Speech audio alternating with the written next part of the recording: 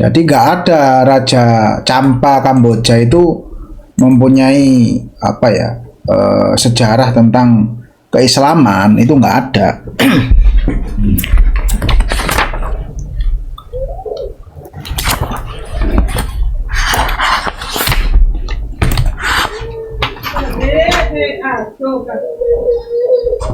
Tapi di tulisannya Hilmi Bakar kan masih pakai ini Gus ya, silsilah Ba'alawi ya. Karena kan masih dulu Gus ini Gus. Ini tahun berapa sih Gus? Nggak ada tahunnya sih ini mah. 2013 kan anunya disertasinya. Oh. Ya masih zaman-zamannya anu Gus, bahula. Ketika ini dikomparisikan dengan jurnalnya Tengku, waduh ini fantastis Gus. Benar. Soalnya di sini siapa namanya Hilmi Bakar itu nggak pernah mengulas nggak pernah mengulas Asmoro Kondi sama sekali.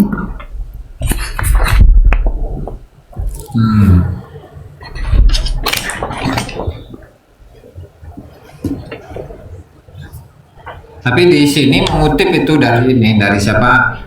Ali bin Thohir. Silsilahnya ya. Nah, silsilahnya. Ya makanya kan supaya aman gitu loh Gus. Oh iya. Untuk apa namanya kesejarahannya Ibrahim As-Samarqandi itu nggak ini yang diulas. Iya, di sini kan pakai Malik Ibrahim Gus, ayahnya Sunan Ampel kan.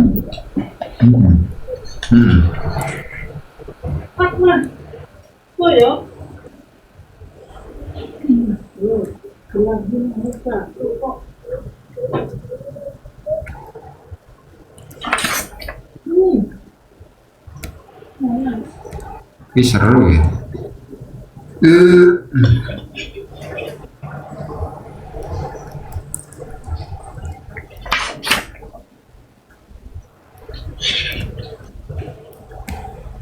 Kalau yang tesisnya itu tentang apa Gus? Ya Pak, disertasinya itu? Ya ini Gus, ini tentang ini. relasi Islam Nusantara dan Persia. Nanti hubungannya sama kerajaan Jepang ini diulas semua kan di situ.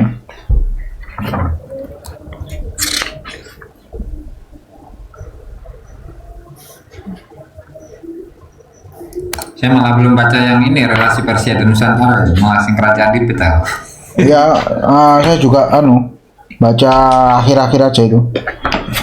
Ini tak bacakan yang data awal mengenai kerajaan Jempa Aceh ya. Kerajaan Jempa Aceh berdasarkan ikhtisar Raja Jempa yang ditulis Ibrahim Abduh, yang disadurnya dari Hikayat Raja Jempa ini Gus ya. Jadi penyaduran dari Hikayat Raja Jempa dikonklusikan oleh Ibrahim Abduh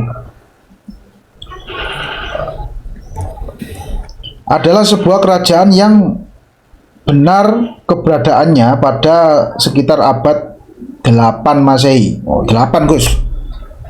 8 Masehi berarti tahun 700-an ya. Sebelum Perlak bahkan ini. Yang berada di sekitar daerah perbukitan, mulai dari pinggir Sungai Bedada di sebelah barat sampai Pantai Krueng. Pantai Krueng ini daerah Lok Sumawi kayaknya. Pesangan di sebelah utara, sebelah timur. Istana Raja Jempa terletak di desa Blang Supeung yang dipagari di sebelah utara, sekarang disebut Cot Cibrek Puntik. Waduh, mangelerek. Pintu Ubed ya. Masa itu di desa Blang Supeung merupakan permukiman yang padat penduduknya dan juga merupakan kota bandar pelabuhan besar. Ya mungkin seperti Tuban Gus. Seperti Tuban yang ada di Jawa Timur. Nah, jadi merupakan kota bandar pelabuhan besar Jempa itu ya. Yang terletak di Kuala Jempa. Dari Kuala Jempa sampai Blang Supeung ada sebuah alur yang besar, biasanya dilalui kapal-kapal dan perahu-perahu kecil. Alur dari Kuala Jempa disebut sebagai Cot Bada ke Cot Cut Abuk Osong atau pintu Reyuk, pintu besar. Menurut hasil observasi terkini, di daerah yang diperkirakan sebagai tapak Mahligai Kerajaan Jempa sekitar 80 meter ke selatan, yang dikenal sebagai Bukit Tengku Kejurun, ditemukan beberapa barang peninggalan kerajaan seperti kolam mandi kerajaan seluas 20 kali 20, kaca jendela, porselen, dan juga ditemukan semakam cincin dan kalung rantai yang panjangnya sampai ke lutut dan anting sebesar gelang tangan. Di sekitar daerah ini pula ditemukan sebuah bukit yang diyakini sebagai pemakaman raja-raja Jempa dan kerabatnya, yang hanya ditandai dengan batu-batu besar yang ditumbuhi pepohonan rindang di sekitarnya. Sebelum kedatangan Islam, sebelum kedatangan Islam, di daerah Jempa sudah berdiri suatu kerajaan Hindu purba Aceh yang dipimpin turun-temurun seorang merah. Merah itu kan kalau bahasa Acehnya kan pemimpin, Gus. Pemimpin. Atau ya kalau di sini ya raja gitu loh, raja atau apa ya, pemimpin lah. Datang pemuda tampan bernama Abdullah yang memasuki pusat kerajaan di kawasan Blangsbeng dalam kapal niaga yang datang dari India atau India belakang atau Parsi tanda tanya. Untuk berdagang, dia memasuki negeri Blangsbeng melalui laut lewat Kuala Jempa sekitar awal abad 8 Masehi, dan negeri ini sudah dikenal di penjuru dunia dan mempunyai hubungan perdagangan dengan Cina, India, Arab, dan lainnya. Selanjutnya, Abdullah tinggal bersama penduduk dan menyiarkan agama Islam. Rakyat di negeri tersebut dengan mudah menerima Islam karena tingkah laku, sifat, dan karakternya yang sopan dan sangat ramah. Dia dinikahkan oleh putri raja bernama Ratna Kumala. Ini Ratna Kumala nih. Ratna Kumala ya. Ratna Kumala.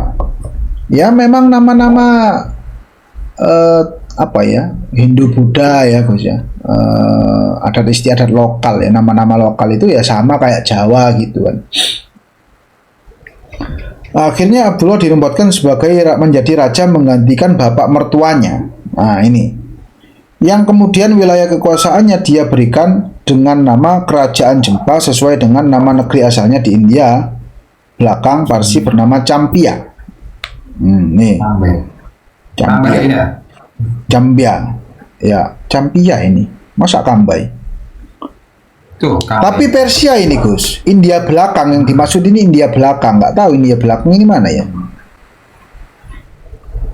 Dia masuk ke dalam kali Gus, India pedalaman mungkin. Oh, iya mungkin ya. Yang artinya harum, wangi, semerbak. Sementara Biren sebagai ibu kotanya berarti kemenangan, sama dengan Jayakarta dalam bahasa Jawa. Jadi malah dibalik Gus, Jempa itu dulu negaranya, Biren itu ibu kotanya. Kalau sekarang ibu kotanya itu apa? Kotanya Biren, Jempa sebagai kecamatan.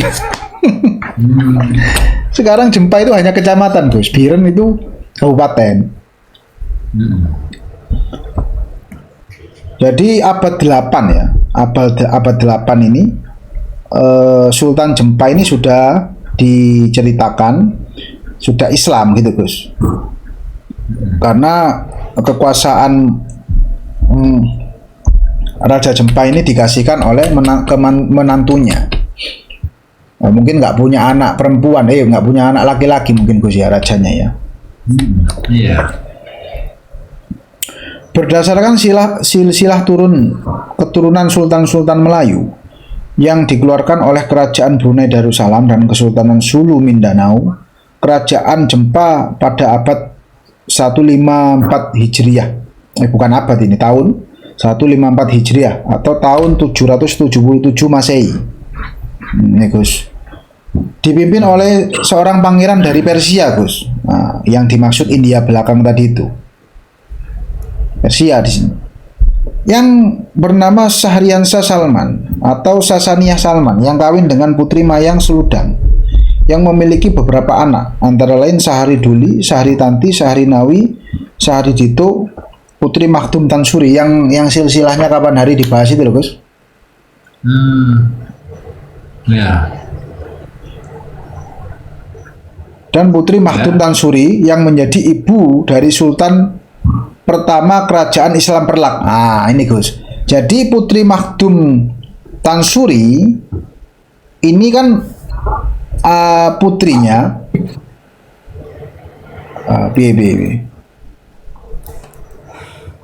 putrinya Raja Jempa awal. Kan gitu Gus ya. Akhirnya dinikahkan kepada ibu dari Abdul Aziz Shah, gitu ya. Yang berarti ini kabar, ya? nikah dengan Muktabar. Nah, nikah dengan Muktabar.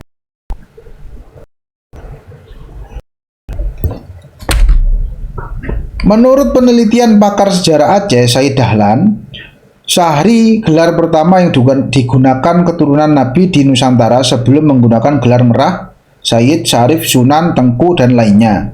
Syahri diambil dari nama istri Sayyidina Husain bin Ali, yaitu Putri Syahri Banun. Oh gitu ceritanya. Syahri Nawi ya. Syahri Tansuri. Syahri Nawi. Assalamualaikum. Waalaikumsalam. Izin nyimak Gus. Nggih. Mengenai keberadaan Syahri Nawi ini disebutkan oleh Syekh Hamzah Fansuri. Syekh ini adalah ulama sufi dan sastrawan terkenal di Nusantara yang berpengaruh dalam pembangunan kerajaan Aceh Darussalam, yang juga merupakan guru dari Syamsuddin As-Sumatrani yang dikenal sebagai Syekh Islam Kerajaan Aceh Darussalam pada masa Iskandar Muda. Hashimi menyebutkan beliau juga paman dari Maulana Syiah Kuala, Syekh Abdul Rauf Fansuri As-Singkili. Syekh Fansuri dalam beberapa kesempatan menyatakan asal muasalnya hubungan dengan Syahri Nawi, diantaranya syair Hamzah ini asalnya Fansuri, mendapat wujud di tanah Syahri Nawi, beroleh khilafat ilmu yang ali daripada Abdul Qadir Al-Jilani. Hamzah di negeri Melayu, tempatnya kapur di alam kayu. Jadi Syekh Hamzah Fansuri ini memperoleh ilmu dari Syekh Abdul Qadir, mungkin sanad ilmunya. Tarekat kayak gitu Bos. Ya, makanya gue sampai di Jawa kan Syekh Abdul Qadir kan sangat dikenal gitu loh.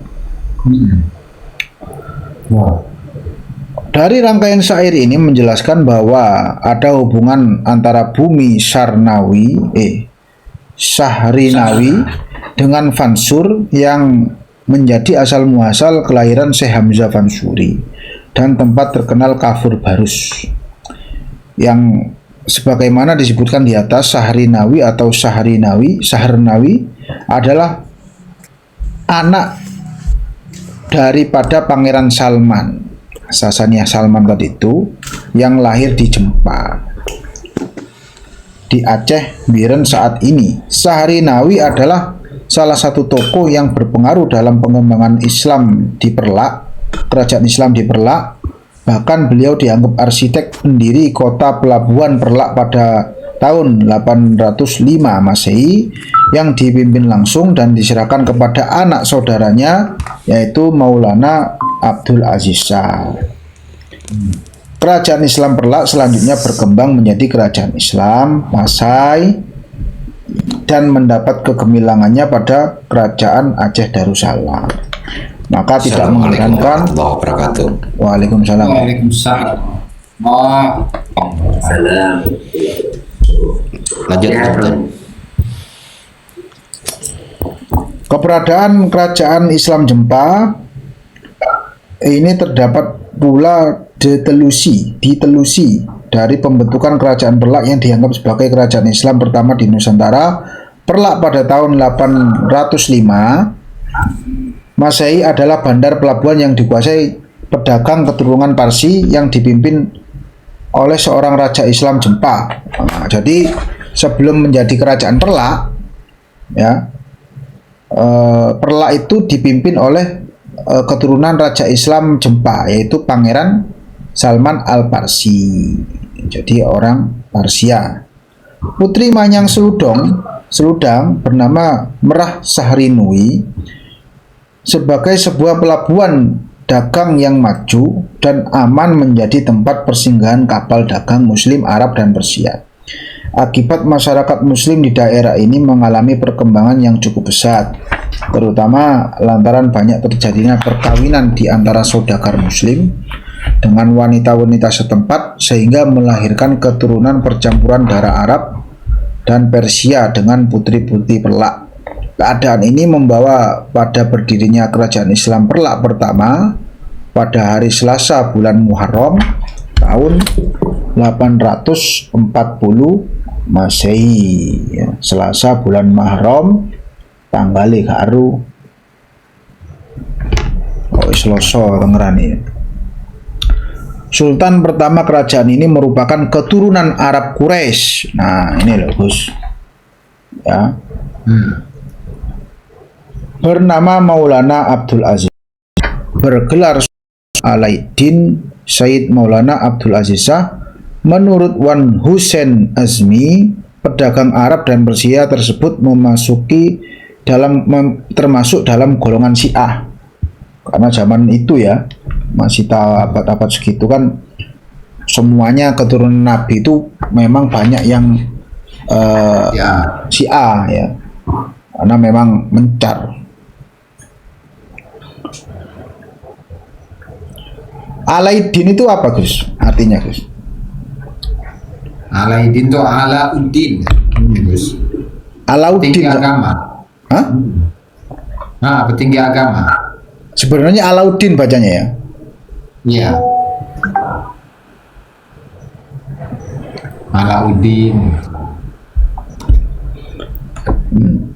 Wan Hussein Azmi dalam Islam di Aceh mengaitkan kedatangan mereka dengan revolusi Syiah yang terjadi di Persia tahun 744 sampai 747. Revolusi ini dipimpin oleh Abdullah bin Muawiyah yang masih keturunan Ja'far bin Abi Thalib bin Muawiyah.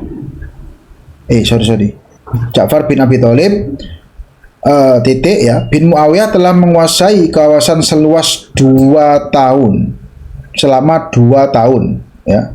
Kawasan luas selama 2 tahun yang mendirikan istana di Istakhroh sekaligus memproklamirkan dirinya sebagai Raja Madian, Hilwan, Komis, Isfahan, Rai, dan bandar-bandar besar lainnya. Akan tetapi ia kemudian dihancurkan oleh pasukan Murwan di bawah kepemimpinan Amir bin Dabbarah tahun 764. Dalam pertemuan Maru Sidan,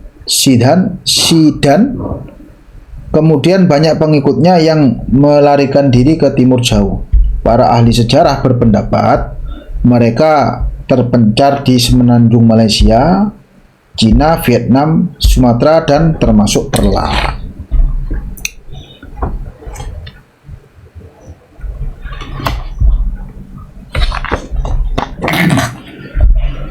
Pendapat Wan Hussein Azmi diperkuat oleh sebuah naskah tua berjudul Idharul Haq fi Mamlakatil Perlak wal Fasi, karangan Abu Ishaq Makarani Al-Fasi, yang dikemukakan oleh Prof. Hashimi. Dalam naskah itu diceritakan tentang pergolakan sosial politik di lingkungan Daulah Umayyah dan Abbasiyah yang kerap menindas pengikut Syiah.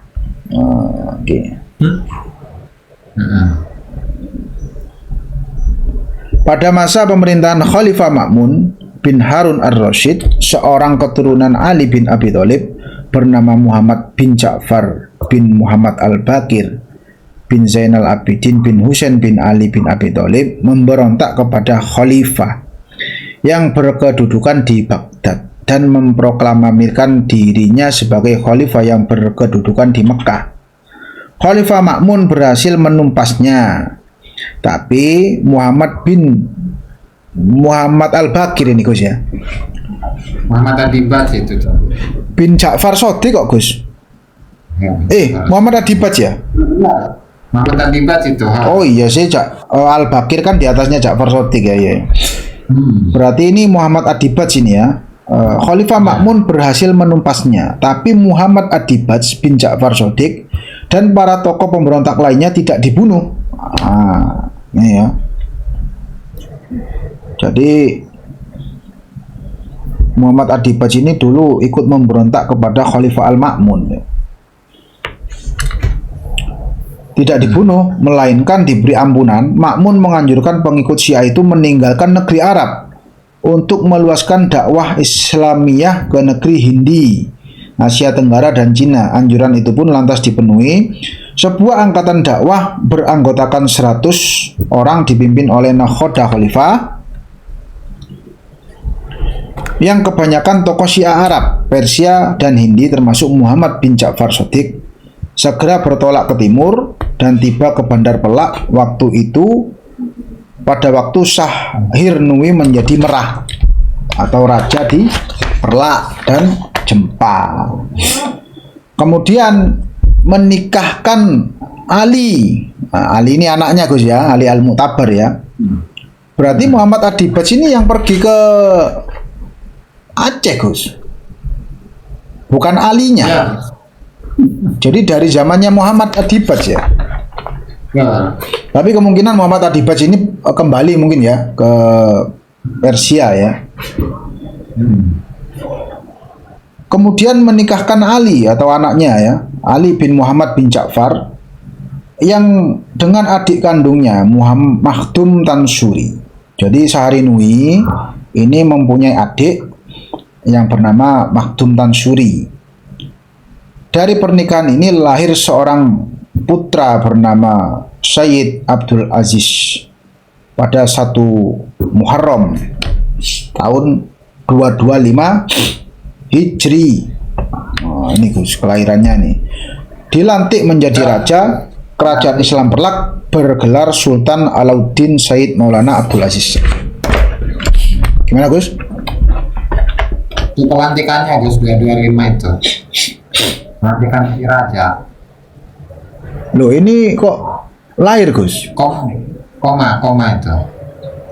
Oh iya sih. Pelantikan ini lahir seorang nama Sayyid Abdul Aziz. Dan pada 1 Muharram 225 dilantik menjadi raja dari kerajaan Perlak. Oh, kelahirannya nggak dihitung ini ya? Dilantik menjadi raja dari kerajaan Islam Perlak bergelar Sultan Alauddin Abdul Aziz. Jadi jelas bahwa keberadaan Islam kerajaan Perlak tidak lepas dari peranan 2 orang tokoh sentralnya pendiri, yaitu Merah Syahrunui dan saudarinya Makhdum Tansuri. Merah Syahrunui tadi yang dari anaknya Salman siapa Gus? Salman Al-Farsi ya. Salman Al-Farsi tadi itu anaknya ya, Mahrinui ya. Kok lali Gus sih. Saya balik mana ini?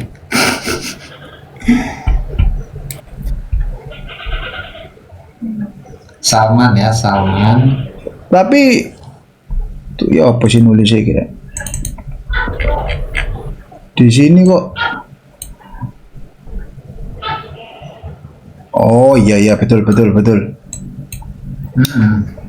Syahrian Salman. Syahrian Salman. Prince of Persia ya.